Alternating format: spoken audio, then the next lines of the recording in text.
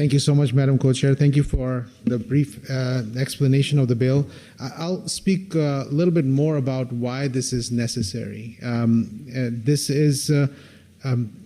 are very late for passing this bill. We are very late for 1,100 people in 2024 to pass this bill. We are very late for 1,200 people in 2023 for passing this bill. We are very late for the 1,350 some people in 2023, I believe, and it was 1,500 plus in 2022. That was the peak. And every single one of these deaths were preventable. Every single one. And look at the number of deaths per capita. If you look at the entire country, Connecticut has twice as many deaths with overdose than the rest of the country per person, per capita, and then the population perspective. It should be unacceptable, and that's why I say that we are so late, because other states are moving forward, and Connecticut, which has far higher death rate, is still behind, and we are arguing about some aspects to the point that we have to dilute the bill to make sure that we do whatever we can to save the lives and then not give reasons for people to not say yes to this important bill. There are over 200 plus OPCs around the world. And of those, the number of deaths at the OPCs is 0. So, and this is worthy to know that for the 200 OPCs in the entire world, the death rate for them is 0, and we have, by the end of the day here in Connecticut, 3 people will die. So this is what failure of policy looks like.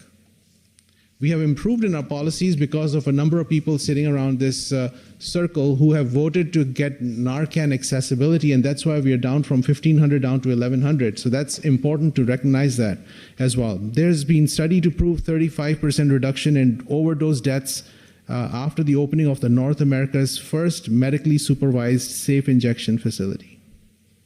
A French study had shown that 67% decrease in overdoses over 6 months, just right after it was started. And this is something that not only reduces death, but the risk of HIV infection, hepatitis infections. You name the type of infections that are spread through IV drug use, they are decreased as well.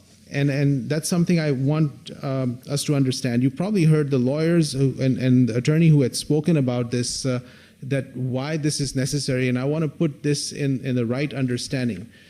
The historical law that people may use from the federal law, which is 21 USC 856, it does not apply to the OPCs.